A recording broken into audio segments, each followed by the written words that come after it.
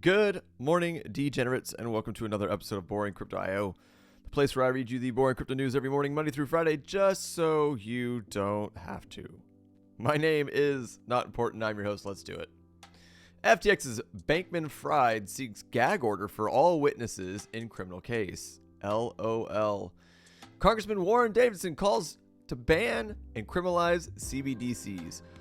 Looks like this is turning into a political war using the CBDCs as a talking point. Not sure if I think it's legit or not, but I'm not mad at it. Ripple CEO Brad Garlinghouse, the SEC created this mess. What mess are we speaking of? I don't know. Let's read the article and find out. And last but not least, SEC hints at potential appeal to XRP ruling from Ripple Labs lawsuit.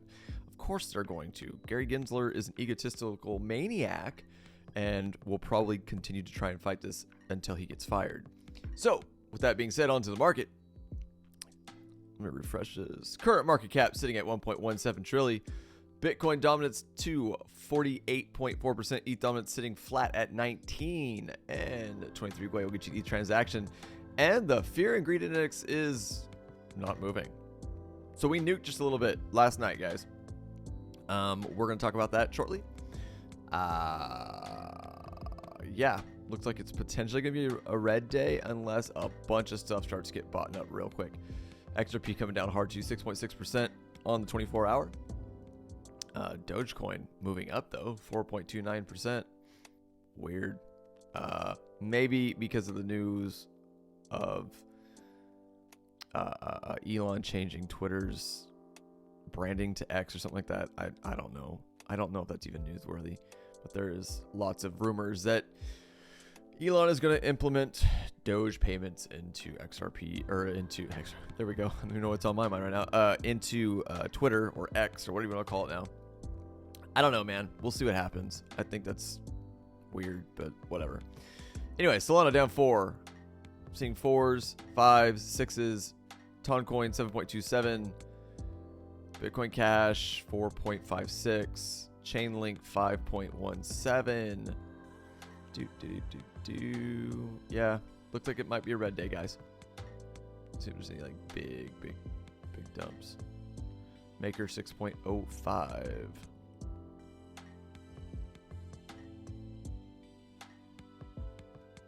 $8.57 from XDC. Still don't know what that is. 6.08 on Render.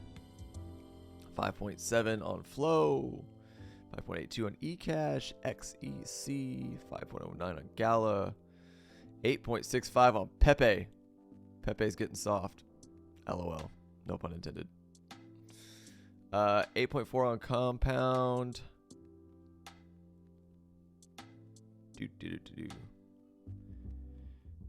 Yep. We might be nuking for the day, guys. 1 inch down 6.92%. On to Bitcoin. Well, there you go. Told you to watch these levels. Looked like we were losing it right here. And we definitely lost it. We were fighting this 29.8, trying to hold it for quite some time. Got one big pump back up into the range last evening. So Sunday night, I was watching this. But, I mean, it literally did not hold. It pumped back into the range and sold off, and then we just lost it. So this morning I watched this happen. Got just above this 29.8. We will call that 29, I'm assuming, or 28.9, excuse me. We will call that probably about, we'll call that 29 is probably where people were bouncing that off of. But we hit that last, we hit that level of support, and we bounced off of it, and now we're fighting this 29.3 level. And I don't know if that's the worst of it, guys. Let me look at the smaller time frames real quick.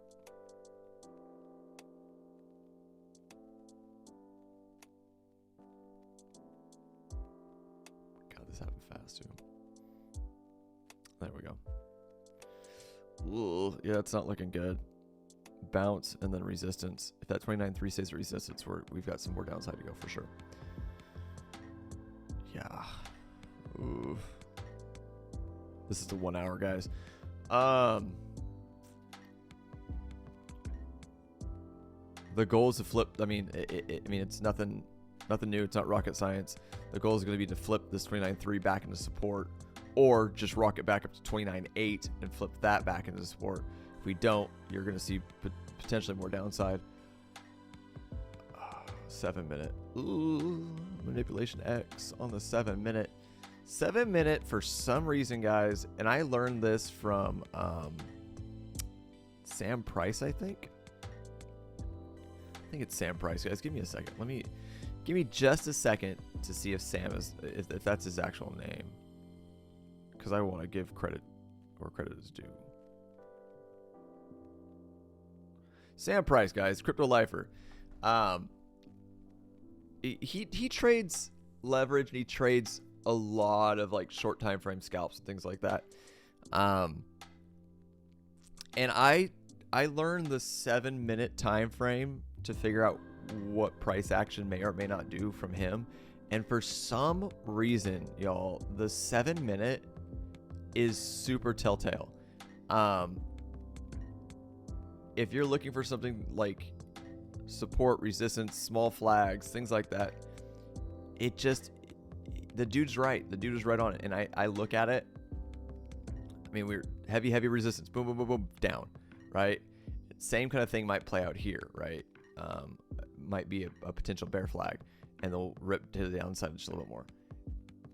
And I mean, nothing in trading is ever 100% accurate, but it's pretty legit, guys. If you're looking at a bigger move on a move on a bigger time frame, and you want to try and get some kind of idea of what the price action might do to try and solidify a setup you're looking at, the 7 minute, man, I'm telling you. So anyways, outside of that, guys, this is financial advice. I'm not a financial advisor. This is just entertainment. I'm not even a good trader, so don't pay attention to me. But I learned a 7 minute from Sam Price. I recommend you go check out his channel if you want to learn how to trade and scalp and leverage, etc., etc. Not a bad place to learn. But yeah, so I'm looking at, guys. I could be wrong. I hate making calls and saying we're gonna do this or we're gonna do that. But my feeling, my bias right now is we've got more downside, and that's kind of where we're at with Bitcoin. Extra big position. I'm see if there's any news on TradingView.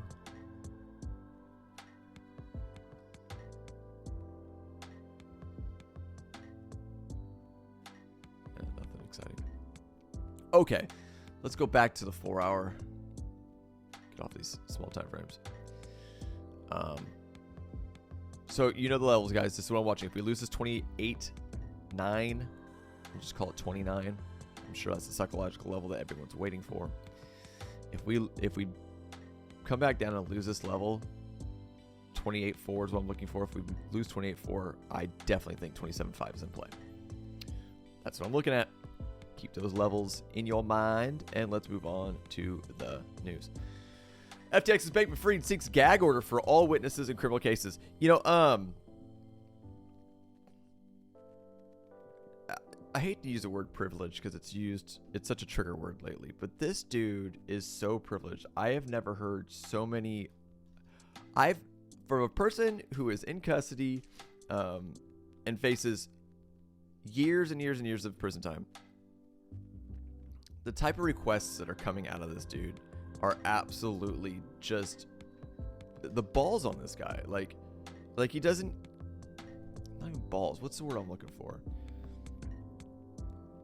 Just he has no remorse. I think an article came out last week or the week before where he was trying to push an order to where anybody who came to visit him that was a quote unquote close friend shouldn't be searched. And now he's requesting a gag order for all witnesses in his case. Wait, what? Like, this dude is out of his mind. So let's get on to the article. Anyway, lawyers representing SBF have agreed to a gag order preventing him from making comments that could sway his criminal trial, but says it should apply to other witnesses too. Former FTX CEO Sam Bankman-Fried has agreed to a gag order preventing him from making comments to third parties that may interfere with his trial. but argues other potential witnesses should be gagged as well, including current FTX CEO John Ray. The gag order against Sam Bankman-Fried was initially requested on July 20th when the U.S. government accused the FTX founder of attempting to interfere with a fair trial by publicly discrediting former business partner and witness Caroline Ellison. In an interview with the New York Times on July 22nd, letter to United States District Court Judge Louis A. Kaplan of New York, Bankman-Fried's lawyers firm Cohen and Gresser LLP denied the accusations but agreed to accept a gag order as requested. Because maybe this is a little bit backwards than what I thought it was. Some of these titles, make me think the article is going one direction when it's going the other. And either way, let's just finish the fucking, excuse my language. Let's just finish the article. A gag order is a legal order often issued by a court to restrict information or comment from being made public or passed on to any unauthorized third party. In this case, Bankman-Fried will no longer be able to make comments that publicly discredit a government witness by sharing confidential information that may taint the jury pool. Got it. Okay, so I was wrong.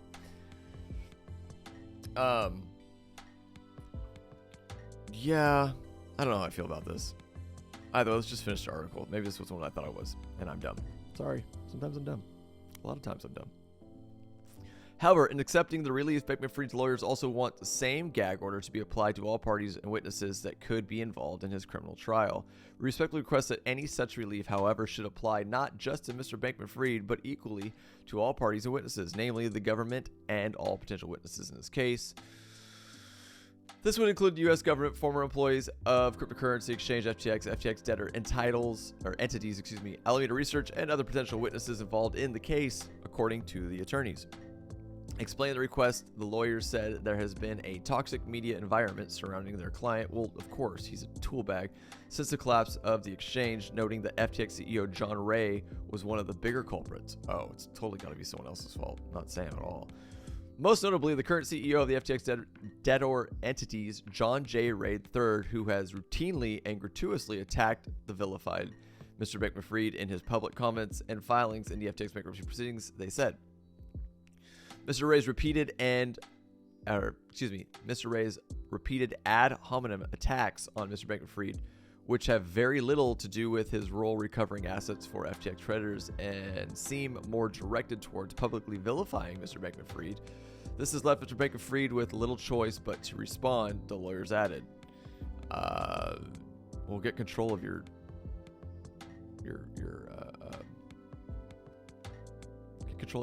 guy. He doesn't have to respond. The law firm argued that the U.S. government was applying a double standard by touting several articles that sought to harm SBF's reputation. This formed a bias of their request for the same gag order. See, isn't exactly what I thought it was, but it's kind of playing both sides of the fence. Yeah, dude, look, the dude's a tool bag. We all know he's trash, and slightly like narcissistic, maybe completely narcissistic, but the dude's got issues. SBF pleaded not guilty to a series of fraud charges for the alleged role he played, leading the bankruptcy of FTX.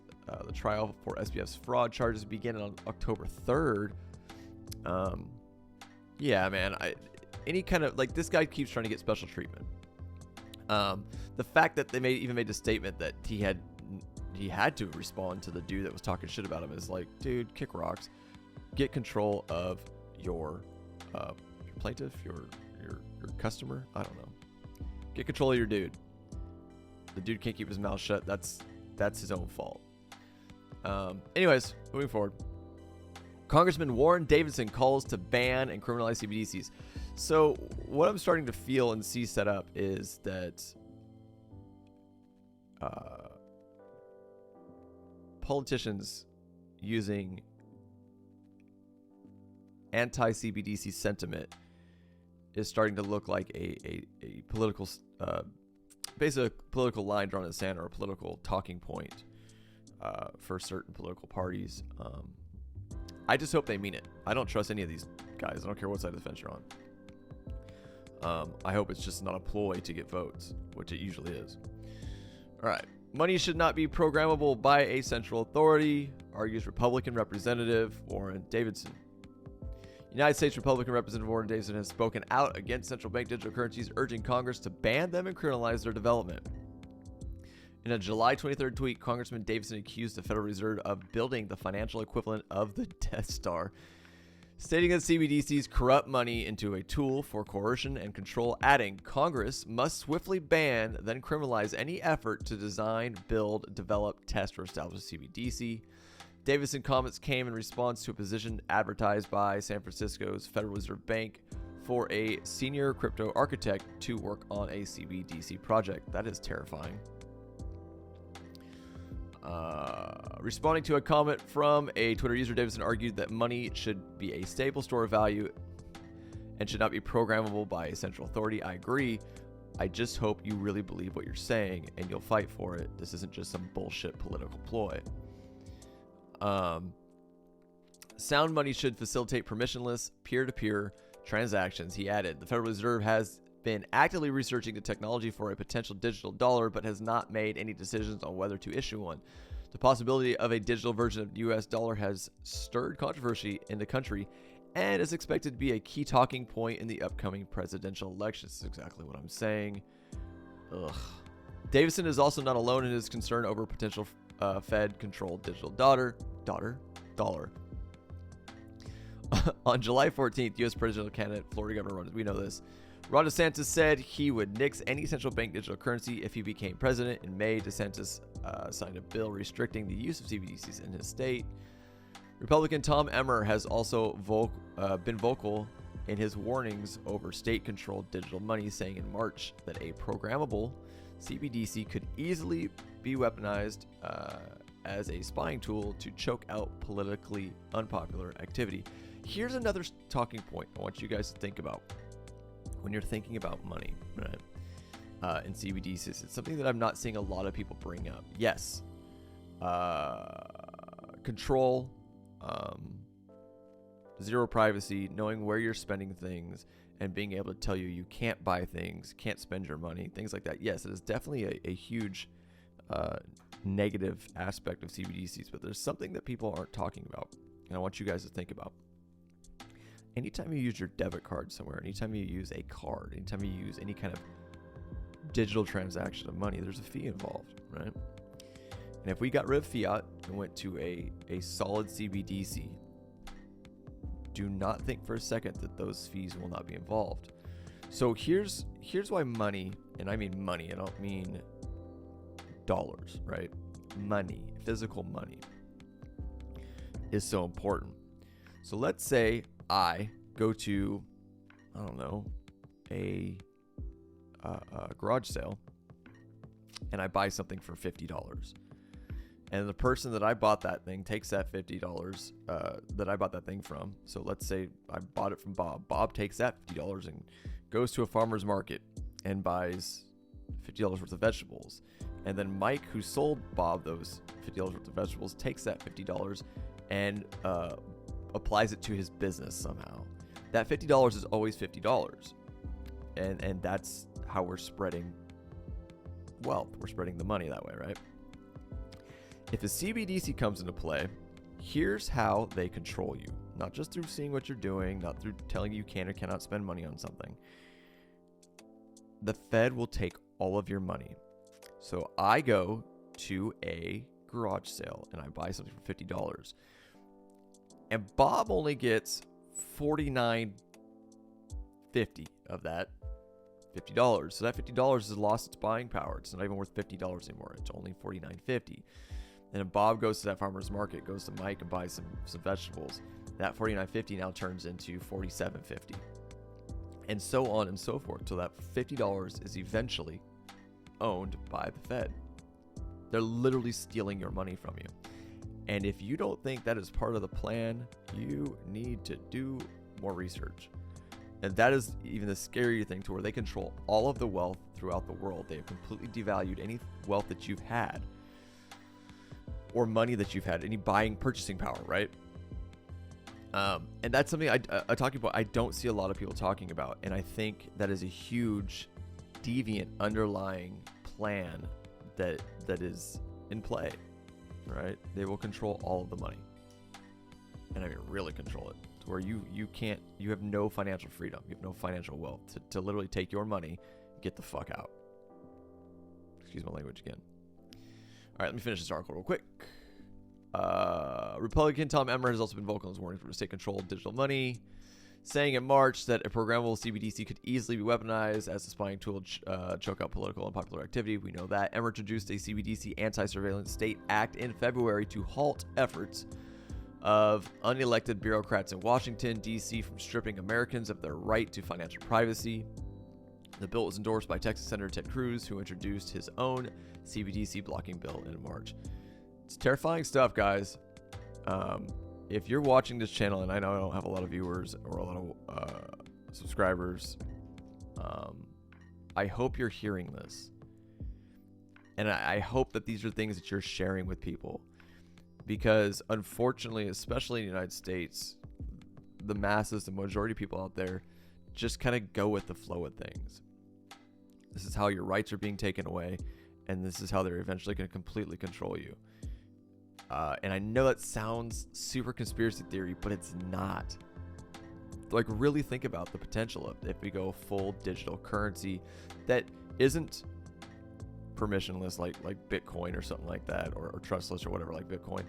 If we go to a Fed-controlled digital currency, we're done. They will control everything. They will tell you what you can and can't buy. They will pay attention to everything you do, what you're spending money on, how you're spending it. If you're buying too much gas and they don't like it, they're going to tell you, well, you can't buy any more gas for the rest of the month. You're buying too much red meat. Well, we don't like that. You can't buy any more red meat for the rest of the month. On top of that, every time you make a purchase, they get a cut. And then, not only do they get a transactional cut, then they're going to tax you on it. Tax you on when you get it, tax you on when you spend it, and then they get you a transactional fee. Welcome to the game. Please spread this information, guys. If you do anything, get this information out there so people are aware of what this really is. Sorry for the rambling. Let's move on. Ripple CEO Brad Garlinghouse, the SEC created this mess. Brad Garlinghouse has lashed out at the SEC for its quote-unquote absurd comments on the Ripple Labs case. Ripple CEO Brad Garlinghouse has condemned the United States security regulator over recent comments from its lawyers that hint at a possible appeal to its case against Ripple. Don't be surprised, they're going to try. In a July 23rd tweet, Garlinghouse slammed the Securities and Exchange Commission for its regulation by enforcement approach, which he said has only served to hurt retail investors. I completely agree.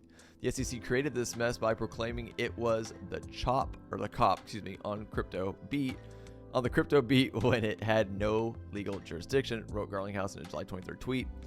Where's that gotten us? Consumers left holding the bag in a bankruptcy court while I'm going to start that quote over. Where has that gotten us? Consumers left holding the bag in bankruptcy court while the SEC holds press conferences, he added. Agreed. This is something we've all said in the space. If the SEC is there to protect a retail investor, why do they continue to do this nonsense? Because every time they slap a lawsuit on a project, the project tanks and retail investors lose money. And mind you, these are promising projects that are doing well, that have use case, that could potentially be big money for small retail investors. Are they going after Doge? No. Are they going after Litecoin? No. They're going after Bitcoin Cash? No. They're going after promising projects that are actually working to do something. It's terrifying. It's disgusting. Garlinghouse's criticism came in response to the SEC's latest round of comments concerning Ripple, in which the regulator hinted at appealing the split decision ruling against Ripple Labs. On July 21st, the SEC used its ongoing case against Terraform Lab founder Do Kwon to air out its concerns with the decision that retail sales of XRP on the exchange didn't constitute the legal definition of a security. Respectfully, those portions of Ripple were wrongly decided, and this court should not follow them, SEC lawyers wrote, asserting that these sales of XRP should have been deemed securities. SEC staff is considering the various available avenues for further review and intends to recommend that the SEC seek such review, they added. Speaking directly to the SEC's comments, Garlinghouse said it was absurd to blame a judge for simply applying the law. We all know legislation, not more regulation by enforcement, is the only way forward to provide clear rules and protect retail, he added. Ripple Labs chief legal officer Stuart Alderati chimed in saying that trying to explain that XRP isn't a security is like explaining to a flat earther that the world is round. Whew. On July 17th, the SEC chair, Gary Gensler, also expressed his disappointment over the court's decision on the security status of XRP, adding that the regulator would continue to assess this opinion. At the time of publication, Ripple Labs XRP token was changing hands for 73 cents, up nearly 50% last month, according to data from TradingView. And I'm sure we're probably down below 70 right now. We'll look at it before we get out of here. Let me know what you guys think. Comment down below. We know, honestly, I know how everybody thinks on this. This is all bullshit. The SEC is disgusting. They've completely lost all credibility for any retail investor out there if they've followed this case. But yeah, moving on. SEC hints at potential appeal to XRP ruling from Ripple Labs lawsuit. They're just going to continue to waste taxpayer dollars in court, guys, in case you were wondering. And they're not even elected officials. They're appointed. According to the court documents, the SEC stated it is now considering the various available avenues for further review on the ruling. The United States Securities and Exchange Commission has suggested it may appeal a recent ruling in its case against Ripple Labs, which deemed XRP not to be a security when sold to retail investors, which is all we care about. The SEC argues that the ruling goes against fundamental securities laws principles, such as the Howey test. This is all they say. This is all they use as the Howey test, which determines what falls under the category of an investment contract. Ugh. Let me see what John has to say. Do we really want a judge to ask herself, does my strict application of the Howey test in this case result in an outcome in 2023 that comports with the policy implications behind a 1934 statute? Not only that, it's a completely different technology. Completely different technology sounds weird because there wasn't really any quote-unquote technology back then, but you get my point. The SEC's latest comments on the Ripple Labs lawsuit were made in a separate lawsuit against Terraformer Labs and its founder, Do Kwon, over allegedly orchestrating a multi-billion-dollar crypto asset securities fraud. As per SEC's July 21st response to a motion dismissed from Terraformer Labs, in which the potentially precedent-setting Ripple Labs ruling was referenced by the defendants, the SEC highlighted a host of issues it holds against the court's recent decision on XRP. Contrary to the defendants' assertions, much of the Ripple ruling supports the SEC's claims in this case and rejects arguments defendants have raised here. However, with respect to the programmatic and other sales, the SEC respectfully avers that Ripple conflicts with and adds baseless requirements to Howey and its, I don't know what that word is, progeny? The SEC stated, adding, respectfully, those portions of Ripple were wrongly decided, and this court should not follow them.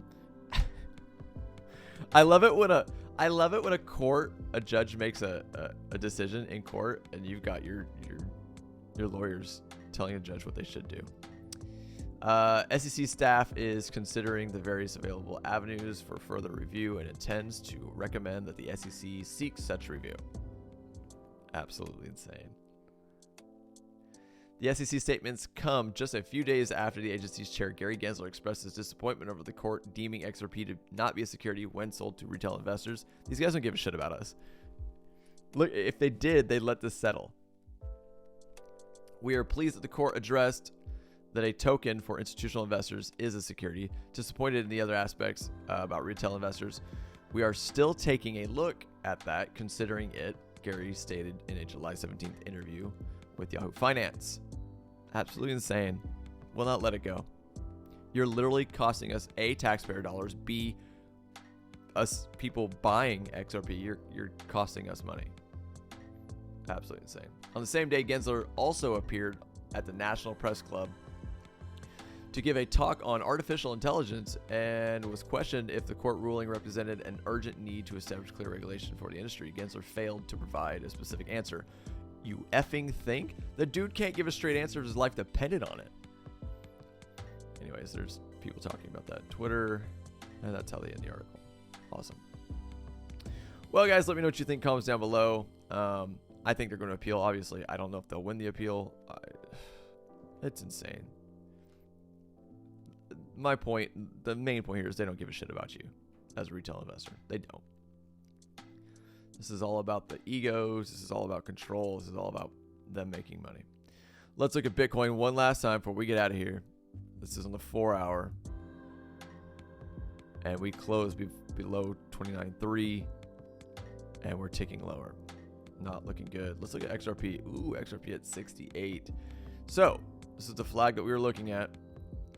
And I was showing you guys. And we just rolled over. And broke out of the pattern. Could potentially go all the way back down to 58. I know that sounds bearish. But there's a buying opportunity. Buying opportunity. Buying opportunity. Don't be afraid of pullbacks. It's natural. Especially after a rip like this. It's not only natural, it's healthy for price action. But that's it, guys. That is all I've got for you this morning. That was a long video, I apologize. But per usual, if you do enjoy the content I provide for you here every morning on Boring Crypto IO, please by all means subscribe to the channel, turn on the bell for notifications, watch, like, share the videos on all your social platforms, and I'll see you bright and early tomorrow morning. I'm out of here.